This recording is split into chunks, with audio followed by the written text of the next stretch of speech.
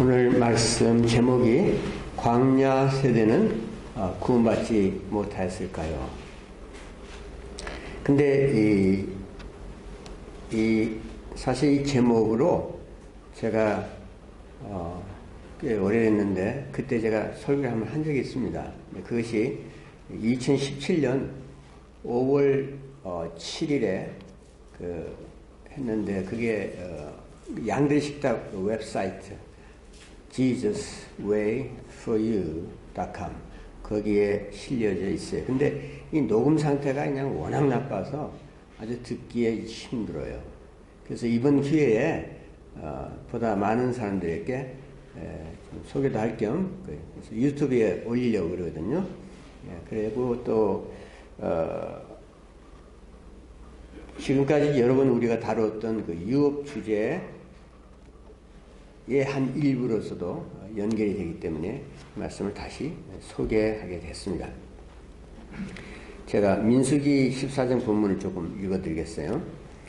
그들에게 이르기를 여호와의 말씀에 내 삶을 두고 맹세하노라.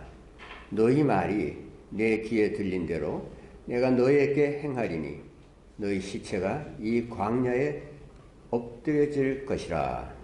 너희 중에서 20세 이상으로서 계수된 자, 곧 나를 원망한 자 전부가 여분네의 아들 갈렙과 눈의 아들 여호수아 외에는 내가 맹세하여 너희에게 살게 하리라 한 땅에 결단코 들어가지 못하리라.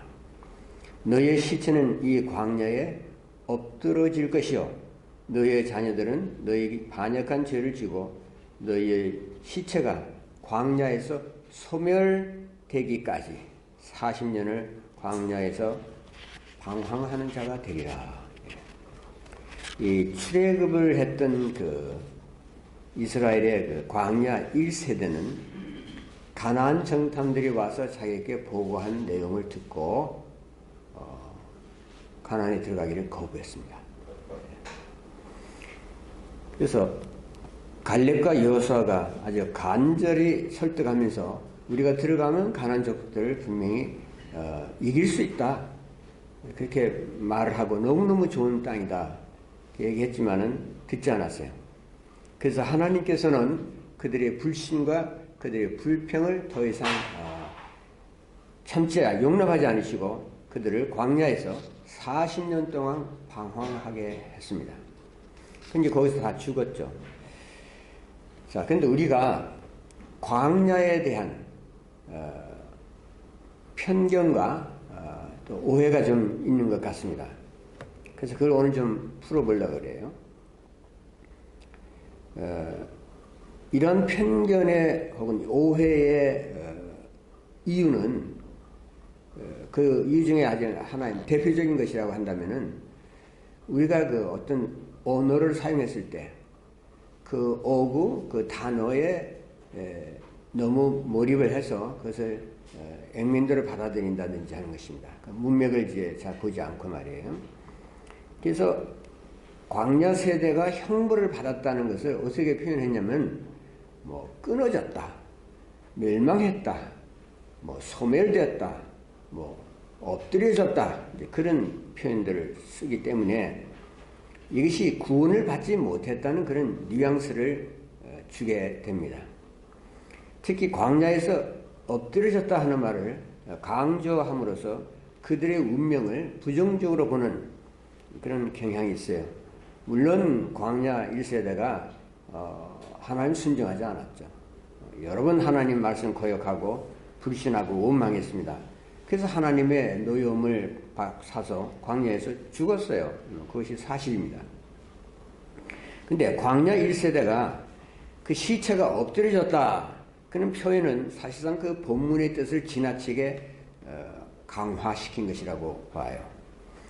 직역 성경을 보면 민수기 14장 32절을 너희 시체들은 이 광야에서 멸망했다 그렇게 말하지 않고 엎드려졌다 하지 않고 쓰러질 것이라고 말해요. 쓰러진다. 그 영문 성경에도 보면 fall 이라는 단어를 써서 이렇게 쓰러진다. 물론 죽는다는 말이긴 하지만 그렇게 표현했어요. 그래서 이 광야에서 소멸되어 거기서 죽으리라 했거든요.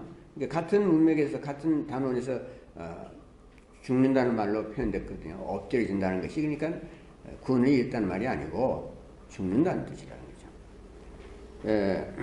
그렇다면은 광야 1세대가 광야에서 죽었다고 해서 그들이 구원을 받지 못했다고 보는 것은 좀 성급한 결론이라고 할 수 있습니다. 근데 왜 많은 사람들이 뭐 강해자라든지 신학자라든지 이런 분들이 출애굽 세대가 받은 형벌을 구원을 못 받은 것으로 보는 것일까 하는 그런 의문을 가질 수가 있어요. 왜 그러냐면 이스라엘 백성들이 가나안에 못 들어갔잖아요. 그러니까 가나안에 못 들어간 것을 천국에 못 들어간 것으로 보기 때문이에요. 그러니까 가나안과 천국을 동등한 등식으로 보는 것입니다. 가나안이 유업의 땅이라는 것을 알아요. 그것을 부정하지는 않습니다. 그러나 유업을 곧 천국으로 보기 때문에 이런 오해가 생기는 것이죠. 천국이나 뭐 구원이 바로 가나안 땅이다 이렇게 생각하는 거죠. 옛날에 뭐 찬송가에 보면 뭐 요단강 건너가 만날이 그잖아요. 사후 천국을 의미하는 것으로 보았던 것이죠. 그래서 가나안에 못 들어간 세대는 불순종을 했기 때문에 구원을 받지 못했다라고 생각하고 불순종하면 구원을 잃는 것으로 간주합니다. 이런 해석이 옳은가? 그래서 우리 한번 짚어볼 필요가 있죠. 첫째, 본 스토리는 불순종하는 자들에 대한 하나님의 진노의 형벌이 어떤 것인가 하는 그것을 알리는 것이 목적이에요. 너희는 그 땅을 정탐한 날수인 40일의 하루를 1년으로 쳐서 그 40년간 너희의 죄악을 담당할지니 너희는 그제서야 내가 싫어하면 어떻게 되는지를 알리라 하셨더라. 이거 문맥을 보면 구원이 아니고 불신과 불순종에 대한 죄의 대가가 어떤 것인지를 알리는 것입니다. 따라서 본 사건을 구원에 적용하는 것은 본문의 의도에서 벗어나는 것이라고 볼 수 있습니다. 두 번째는 히브리서에서 언급된 이 광야 세대에 대한 진술을 구원 상실에 대한 말씀으로 오해하는 것입니다. 히브리서 3장 17절 19절을 보면은 또 하나님이 누구에게 맹세해서 그의 안식에 들어오지 못하리라 하시느냐 곧 순종하지 아니하던 자들에게가 아니냐 이러보건대 그들이 믿지 아니함으로 능히 들어가지 못하였느니라. 여기 보면 안식에 들어오지 못한다고 했어요. 그러니까 우리 안식이니까 금방 천국에 못 들어간다는 말로 연결시켜버리거든요. 그러니까 안식에 못 들어간다, 구원받지 못했다는 뜻으로 보면은 출애굽 세대에 그러니까 구원 여부를 구원 받았냐 못 받은 게 부정적으로밖에, 그러니까 구원 못 받은 것으로밖에는 볼 수 없어요. 그렇지만 광야 세대가 불신으로 못 들어간 곳은 그거 천국이 아니고, 천국에 이제 사후 천국에 들어간 거 그게 안 됐다, 못 들어갔다 그런 것이 아니라 가나안 땅에 못 들어갔단 말이에요. 가나안 땅은 약속으로 주신 유업의 땅입니다. 그건 천국 들어간다는 얘기가 아니에요. 그래서 가나안은 천국이 아닌 유업의 땅이라는 것을 우리가 거듭 강조합니다. 광야 세대는 자기들이 마땅히 차지했어야 하는 약속한 거니까요. 그 유업을 받지 못했기 때문에 안식에 못 들어간 거예요. 가나안 땅은 안식의 땅이에요. 가서 하나님 주신 유업을 누리면서 안식하는 것이죠. 거기 못 들어갔다는 거죠. 그 안식은 뭐냐 그러면 믿음과 인내로 유업을 차지하고 그것을 이렇게 누리는 것을 가르칩니다. 그거 안식이에요.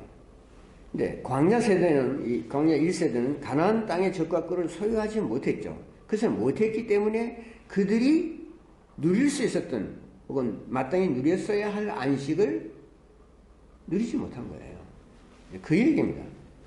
그 안식은 놓친 셈이죠. 그러니까 여기서도 민수기 14장의 본문에서처럼 구원 여부가 아니라 구원을 받았다 안 받았다 그 얘기를 하는 것이 아니라 불순종으로 유업을 받지 못하는 세대에 대한 형벌과 경고가 문맥입니다. 여러분 생각해 보세요. 모세를 비롯해서 뭐 아론 혹은 미리암 또 이스라엘의 당시에 그 70인 장로들 그 모든 사람들이 어떻게 했어요? 가나안 입국 금지를 받았어요. 너희들은 못 들어온다. 못 들어갔어요. 모세까지도 못 들어갔어요. 그것이 구원받지 못했다는 뜻이겠어요?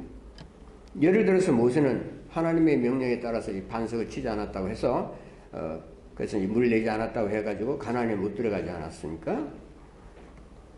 그것은 뭘 의미하냐? 구원 못 받다는 얘기가 아니라 지도자로서 하나님의 거룩함을 드러내지 않은 그 뭐 일종의 불순종이고 불신이죠. 거기에 대한 대가를 치렀다는 얘기죠.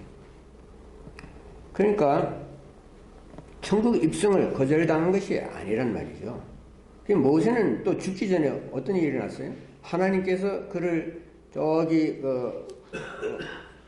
모압 평지에 데려가셔서 그 느보산 그 산꼭대기로 데려가셨잖아요. 거기서 약속의 땅인 가나안 땅을 전체를 보여주셨어요. 만일 모세가 천국에 못 들어간 사람이라면은 그렇게 하실 이유가 어디 있어요? 아무 무의미한 일이잖아요, 그게. 그래서 구원이라는 것을 우리가 좀 생각할 때 오직 믿음으로 받는다. 뭐 그것을 대출 다들 인정하잖아요. 근데 광야 세대가 불순종을 했기 때문에 구원받지 못했다고 본다면은 그 적어도 한 뭐 두 가지 문제가 생겨요. 그 잠깐 말씀드리겠어요. 첫째 어떤 문제가 생기냐 그러면은 광야 세대는 구원의 진정성을 이렇게 자기가 구원받았다는 사실을 그것을 행위로 입증하지 못했다고 보게 됩니다. 따라서 그들의 구원은 가짜라는 것이지 처음부터 제대로 믿고 한 것이 아니라 그 말이죠. 이제 이 주장은 사실 복음주의 강단에서 흔히 우리가 들을 수 있어요. 한마디로 행위가 따르지 않으면 구원은 없다 그 말이에요. 이제 상당히 극단적인 표현이죠. 구원하는 믿음은 반드시 행위를 수반한다. 이제 그런 말들을 여기 서구에서 옛날부터 해왔어요. 그래서 구원하는 믿음은 뭐 혼자가 아니다. 뭐 그런 말을 하죠.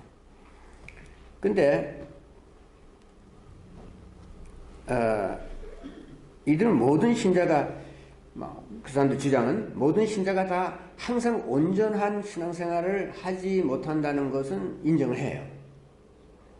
그런데 만일 신자로서 지속적으로 또 습관적으로 죄를 짓는다면 그 사람은 구원받지 않은 자라는 증거라 이거예요. 이게 굉장히 모호한 말이에요. 뭐 지속적이고 습관적인 죄가 뭐 어느 만큼 죄를 져야 그런 건가요? 아무도 정확하게 말할 수 없어요. 왜냐하면 기준 자체를 우리가 정의할 수 없잖아요. 뭐 10번 지으면 안 되고 10,000번 지으면 안 되고 뭐 한 번 지으면 괜찮고 그런 건가요? 횟수나 분량은 누구나 정할 수 없어요. 믿음의 행위는 신자라면 물론 다 있어야 하지만은 믿음 플러스 행위 이퀄스 구원 그것을 불가피하고 기계적으로 밀착을 시켜버리면 하나로 그냥 붙여버리면은 그런 구원 등식을 만들면 무리가 생겨요. 믿음과 일치하지 않는 삶을 사는 신자들을 모두 구원받지 않았다는 증거로 내세울 수가 있기 때문이죠. 두 번째는 이런 거예요. 광야 세대는 구원을 받았지만은 광야의 불순종으로 처음에 받았던 구원을 잃어버렸다. 그렇게 보는 거예요. 이제 이 견해는 어떻게 되냐면 이 구원의 확신을 할 수 없기 때문에 전전긍긍하게 됩니다. 뭐 언제 내가 진짜 구원 받았는지 안 받았는지 확실히 받았는지 뭐 죽어봐야 안다 이렇게 되니까 문제잖아요. 그래서 이제 흔히 이런 주장을 하는 분들이 내세우는 성경 구절이 빌립보서 1장 12절 두렵고 떨림으로 너희 구원을 이루라. 그렇게 말씀 두렵고 떨림으로 전전긍긍하면서 내 구원을 혹시 제대로 유지되는지 안 되는지 뭐 걱정하면서 그렇게 살라는 거예요. 근데 그것이 과연 그렇게 보는 그 견해가 옳으냐 그거예요. 구원을 이루라 했으니까 또 금방 구원하니까 천국, 사후 천국을 얘기합니다. 근데 그 내용을 보면 사실은 이것은 유업의 달성을 위해서 하나님께서 정해주신 유업의 땅을 향해서 가는 그 삶에 있어서 신실해야 되고 꾸준히 해야 된다는 뜻이죠. 예. 자, 그래서 우리가 이런 식의 구원관을 가지고 있으면 내가 구원을 받았는지 못 받는지 항상 불안하죠. 또 의심이 가죠. 또 다른 사람이 또 의심하기도 그래요. 그러면 그런 신앙생활은 자연히 율법적으로 흐르게 됩니다. 율법주의의 행위구원으로 쏠리게 된다는 말씀이에요. 근데 한 가지 우리가 유념할 것이 있어요. 그건 뭐냐면 광야 세대가 불순종을 했지만은 하나님께서는 그들을 언약 백성으로 간주하셨다는 사실입니다. 그 증거가 뭘까요? 그들이 이제 가나안 진입을 이제 반대했어요. 그게 하나님께서 노하셨어요. 그래서 너희들은 한 명도 못 들어간다. 여호수아와 갈렙을 제외하고는. 그 모든 사람들이 다 그냥 광야에서 그야말로 엎드려 죽는다고 하셨죠. 전염병으로 다 죽이겠다고 또 그러셨어요. 근데 이제 큰일 났잖아요. 모세가 이제 하나님께서 간절히 기도하죠. 하나님 이 백성을 다 죽이시겠습니까? 애굽에서 데리고 나왔는데 여기까지 왔는데 다 죽이시면 다른 열방들이 이방 국가들이 생각할 때 저 이스라엘의 여호와 하나님은 능력이 없어서 출애굽은 시켰지만 광야에서 어떻게 감당할 수가 없으니까 다 죽이셨다 이럴 거 아니냐. 그러면 하나님의 그 명예 얼마나 큰 불명예가 되겠습니까? 제발 좀 봐주십시오. 그래서 간절히 중보기도를 했습니다. 근데 그때 하나님께서 어떻게 하셨습니까? 그들을 용서하셨어요. 만약 언약 백성은 간절 안 하고 자기 백성으로 상대하지 않으셨다면 그 용서할 필요가 있습니까? 용서하셨어요. 그러나 그러니까 용서를 받았다면 구원을 상실한 것이 아니죠. 만약 하나님의 백성이 아니었다면 용서를 받을 필요도 없고요. 그거 받지도 못했을 겁니다. 민수기 14장 19절에 또 20절에서 말하기를 구하옵노니 주의 인자의 광대하심을 따라 이 백성의 죄악을 사하시되, 모세가 강구하는 거 아닙니까? 애굽에서부터 지금까지 이 백성을 사하신 것 같이 사하시옵소서. 뭐 여러 번 용서하셨어요. 여호와께서 이르시되, 이 중요하죠? 이 포인트예요. 내가 내 말대로 사하노라. 용서하셨어요. 그러니까 위에서 언급한 이 두 가지 입장은 원칙적으로 광야 세대에 대한 성경 본문의 문맥이 아니기 때문에 사실 적시성이 없어요. 광야 세대에 대한 심판을 뭐 구원을 받았느냐 안 받았느냐, 구원 여부나 구원을 잃고 뭐 어쩐다 하는 구원 상실의 예시와 근거로 삼는다는 말씀이죠. 이것은 별로 근거가 없는 것 같습니다. 여러분, 광야 세대가 40년 동안 광야에서 방황하다가 하나님의 형벌을 받고 다 죽은 것은 그들이 가나안에 못 들어간 거죠. 그건 뭐냐면 유업을 잃은 것이에요. 가나안 땅이 그래서 유업의 땅이라니까요. 천국이 아니고.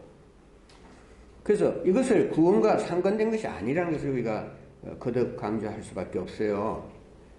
광야에서 엎드려지고 멸망당했다. 그는 죽었다는 것을 믿음과 순종과 인내로 받아야 했을 유업을 정치하지 못했다. 그것을 표현한 것이죠. 그러니까 하나님이 주시려고 하는 유업의 상을 받지 못했다는 거예요. 그 결과가 뭐냐? 그 대가를 치르는 거죠. 하나님이 그렇게 귀히 여기시고 하나님이 참 자비와 친절과 사랑으로 준비하시고 주시려고 하는 가나안의 유업을 받지 않겠다 하는 것은 안 들어가겠다. 만지지도 않겠다. 보지도 않겠다. 손도 안 된다. 뭐 이런 식으로 나오니까 하나님께서 노하셨던 거거든요. 그러나 그와 같은 하나님의 사랑의 배려를 그런 식으로 무시하고 관심을 두지 않고 한다면 어떻게 되느냐. 거기에 치를 대가가 있다. 그거예요. 대가가. 그 대가는 무서운 것이라는 거죠. 너무나 큰 손실을. 그냥 죽으니까요. 시체가 되니까. 지금까지 출애굽에서 나온 것이 다 허사가 된다는 얘기예요. 엄청난 얘기죠.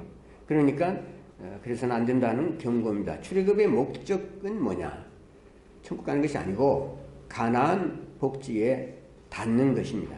가나안 복지는 천국의 그림이 아니고 구원받은 성도들이 들어가서 누리는 구원 이후의 축복들이에요. 그래서 출애굽의 광야 세대는 가나안의 유업을 상실한 것이 아니라 상실한 것이지 구원을 잃은 것은 아닙니다. 구원은 순종의 행위로 받는 것이 아니고 오직 주 예수 그리스도를 자신의 대속주로 믿는 믿음으로 받습니다. 그래서 은혜 구원이죠. 그렇다면 구원을 누가 받습니까?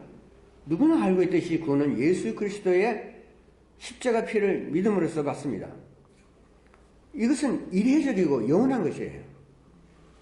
물론 대속의 십자가는 항상 우리가 믿는 것이지만은 처음으로 구원을 받는 것은 이래로 끝납니다. 이스라엘 백성들이 양의 피를 바르고 이제 구속을 받았는데 그 사람들이 양 한 마리 잡아서 피 바르고 또 두 마리째 잡아서 또 바르고 뭐 그렇게 해서 반복해서 뭐 여러 마리를 발라서 구원받았습니까? 아니에요. 한 번 양의 피를 바르고 그것으로서 출애굽했어요. 양의 피를 바르고 또 안 발랐거든요. 한 번 바르고 그것에서 보호를 받고 바로의 그 사슬을 풀고 노예살이와 사망의 영역에서 자유의 땅으로 옮겨갔습니다. 하나님께서는 주 예수를 믿는 자를 의롭다고 선고하십니다. 칭의의 선고는 단회적이고 확정적이기 때문에 취소되거나 재심을 거치지 않습니다. 그럼 광야 세대가 다시 우리가 묻습니다. 어떻게 해서 구원을 받았습니까?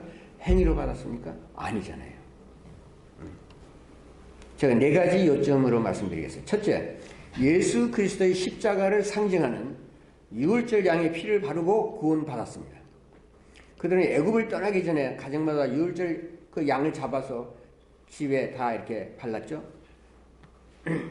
이를테면 앞으로 성취될 예수 그리스도의 십자가 피 아래 피신해서 애굽에서 내렸던 하나님의 그 진료의 재앙으로부터 보호를 받았던 것입니다.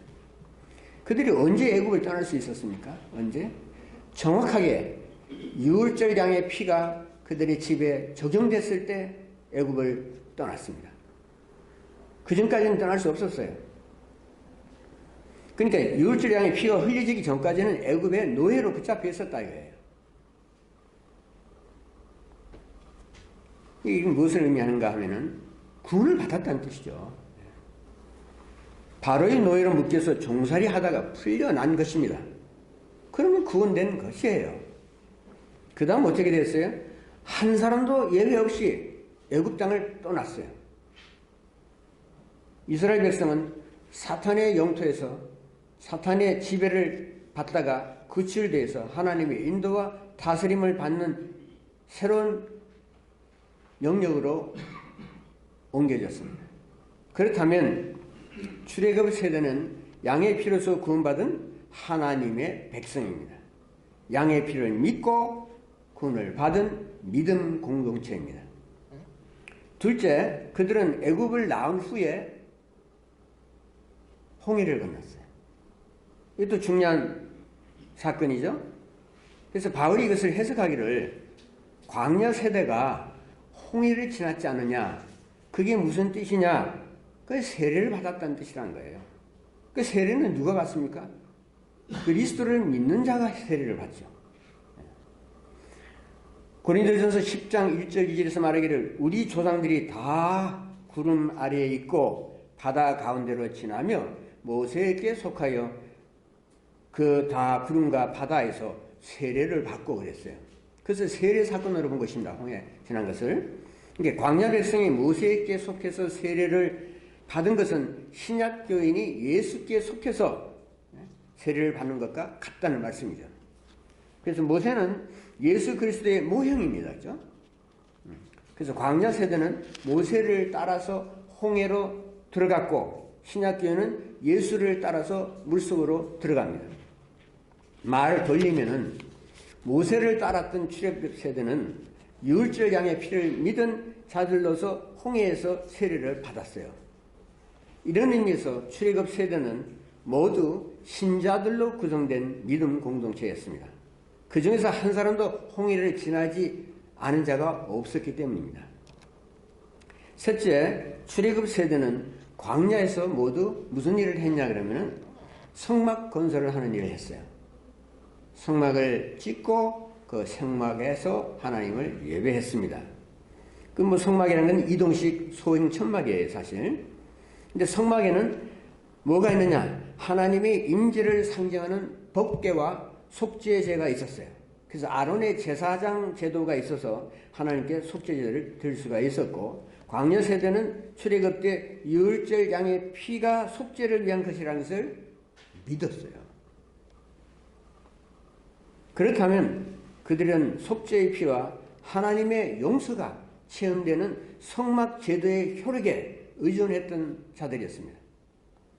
하나님께서 구원받지 못한 백성에게 성막을 짓게 하시고 뭐 수십 년 동안 그들이 그 성막에서 드리는 예배를 받으셨겠어요? 그러니까 광야 세대께 성막은 믿음 공동체의 구심점이었습니다. 이 사실은 그들이 구원받은 언약 백성이라는 뜻이죠. 자, 네 번째 말씀드리면 출애굽 세대가 비록 불순종의 삶을 살았지만 믿음 공동체에서 끝까지 하나님을 믿었다는 또 다른 하나의 매우 흥미로운 사건이 있어요. 이스라엘 백성들이 이제 애국에서 나왔을 때 그때 뭐 이것저것 물건들 갖고 나오지 않았어요? 근데 그 중에서 매우 특이한 품목이 하나 있었어요. 아주 중요한 것입니다. 그게 뭔지 아시겠어요? 맞춰보세요.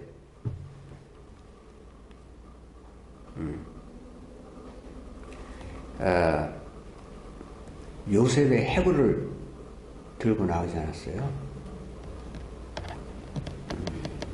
그 들고 나와서 뭐 했어요? 40년 동안, 긴 세월 동안 요셉의 해골을 메고 다녔어요. 그러다가 나중에 그 후세대에게 넘겨줬어요. 왜요? 하나님께서 약속하신 가나안 땅에 너희들이 정착하게 된다. 또 요셉의 유골이 거기에 묻혀야 한다는 그 유언에 따라서 그것을 믿었단 말이에요.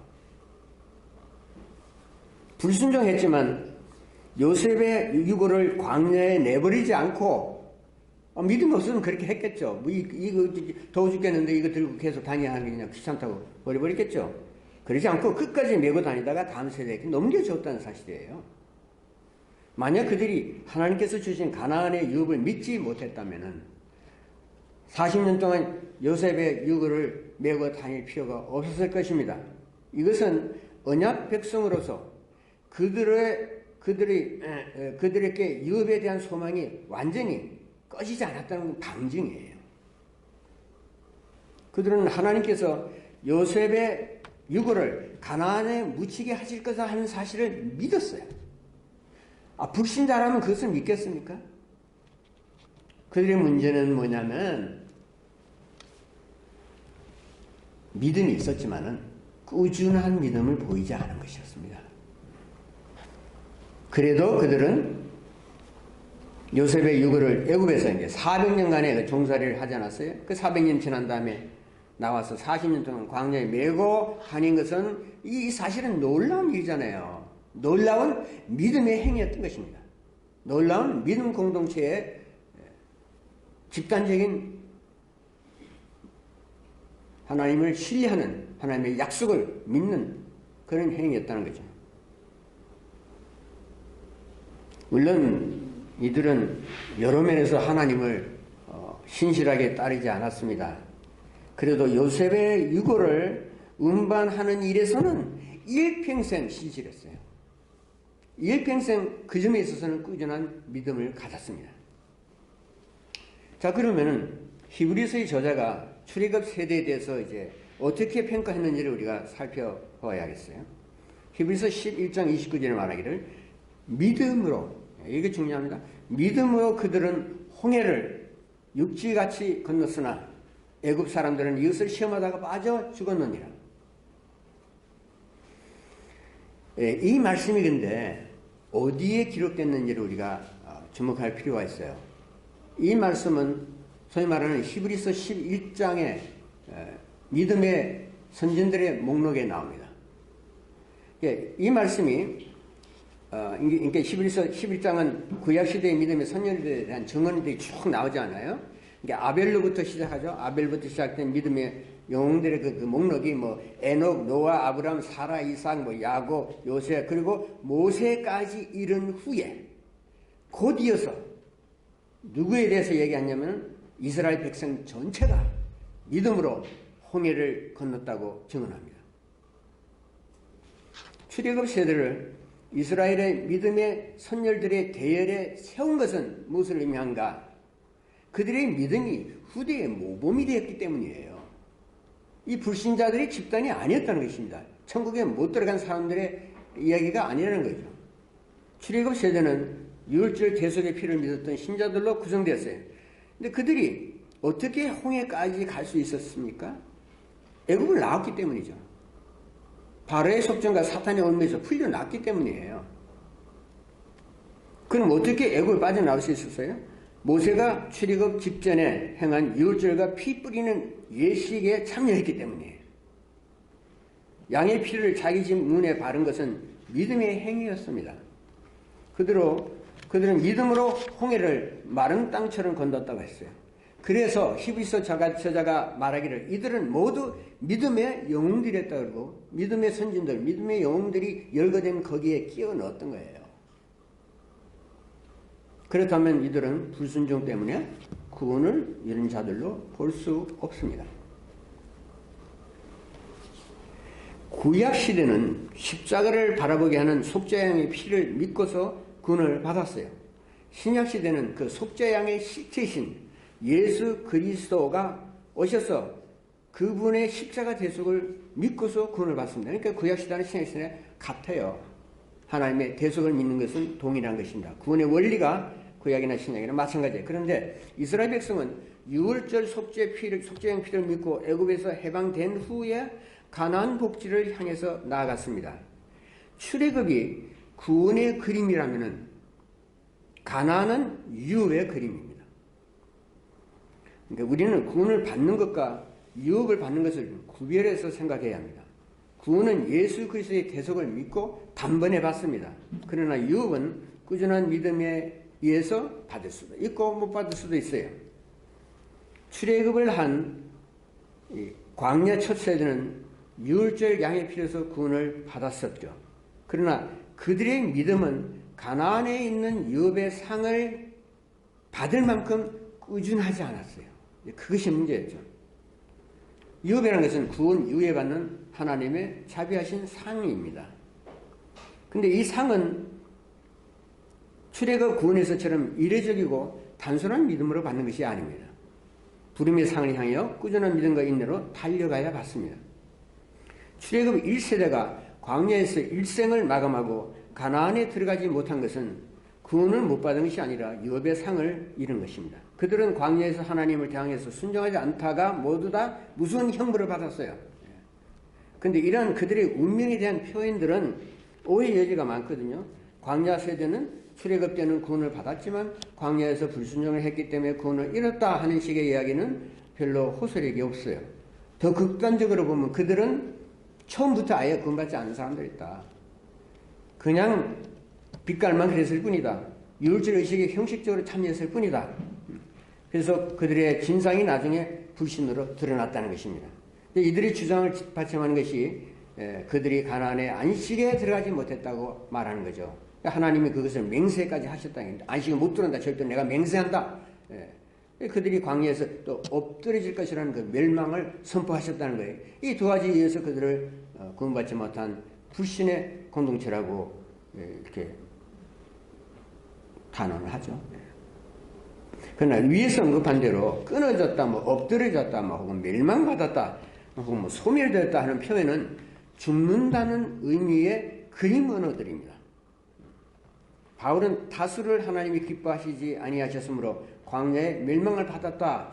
고전 10장 5절에서 이렇게 말을 했는데 여기서도 멸망은 구원의 상실을 의미하지 않아요.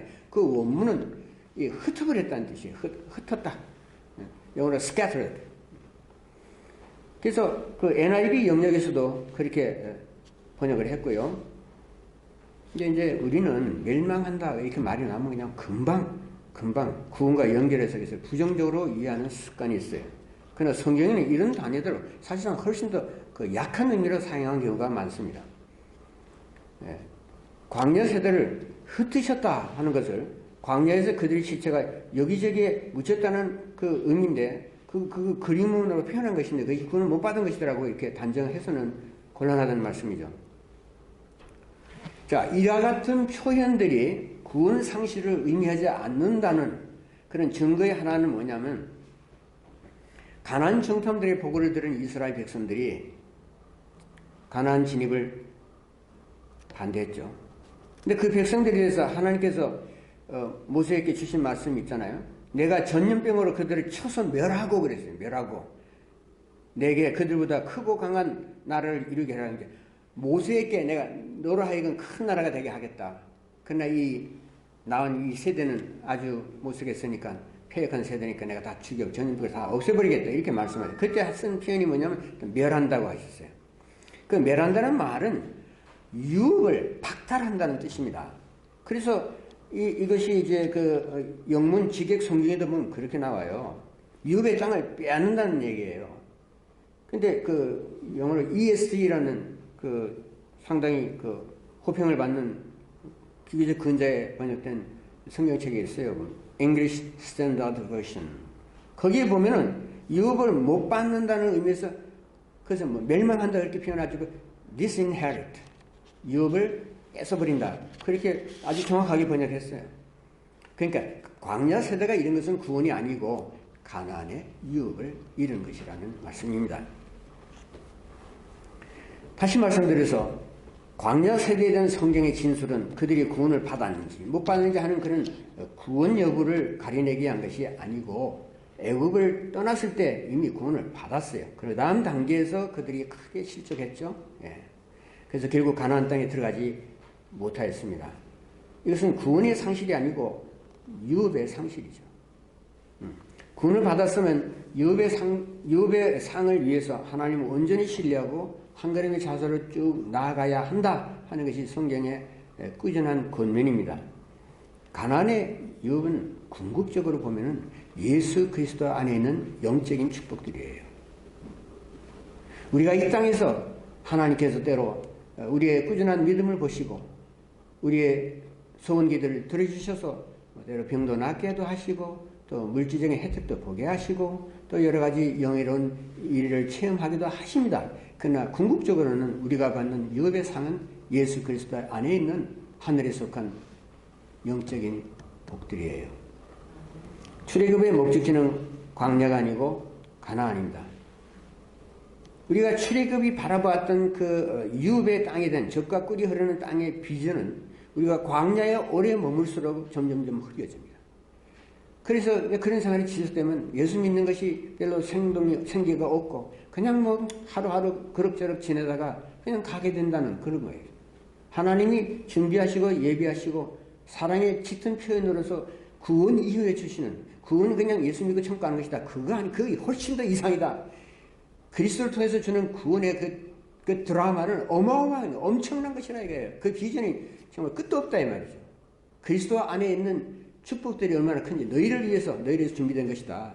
그것을 향해서 달려가라. 그것을 맛보고 오너라. 그것을 즐기라. 그렇게 해서 하나님을 찬양하고 이 고통의 세상에서 너희들이 힘을 얻고 살라는 거란 말이죠. 근데 그것이 우리의 관심사가 아니다 그러면 하나님께서 경고하시는 건 뭐냐면 큰 대가를 치르게 된다. 그것이 저 광야에 엎드려 여기저기 흩어져서 죽는 것이다. 그 생각하고 그런 비극은 너희들이 체험하지 말아야 된다. 그 대신 가나안에 들어가서 가나안의 젖과 꿀을 먹어보고 만져보고 그것을 체험함으로 인해서 오는 복이 어떤 것이면 느끼라게 하나님의 구원이 얼마나 크고 얼마나 감사한 일인가. 그러니까 그런 의미에서 우리는 하나님이 주신 구원을 경히 여길 것이 아니라 구원이 얼마나 크고 위대하다는 것을 가나안 땅에 가서 체험해보라 이게. 그것이 어디서? 여기서 그렇게 하게. 이 땅에 살면서 날마다 예수 그리스도를 꾸준히 믿음과 인내로 섬기고 우리가 모든 고난을 참으면서 주 예수의 큰 구원을 생각하고 주님의 크신 사랑을 생각하고 주님의 크신 자비에 젖어서 우리가 그것을 묵상하고 뭔가 마음에 이렇게 새기면서 나는 예수 그리스도의 언약 백성이다. 하나님 나를 너무도 사랑하셔서 이 세상에 오셨고 너무도 우리를 사랑하셔서 우리에게 구원 플러스의 축복을 주시는 분이다. 그 복이 어떤 것인지 나는 알고 싶다. 알아야겠다. 그래서 알고 나면 하나님이 정말 새로워 보이는 거죠. 하나님이 얼마나 정말 훌륭하신 분인지, 얼마나 우리를 사랑하신지를 욥의 체험을 통해서 절실히 느낄 수 있다 이거죠. 우리 모두가 같은 체험을 갖기를 기원합니다.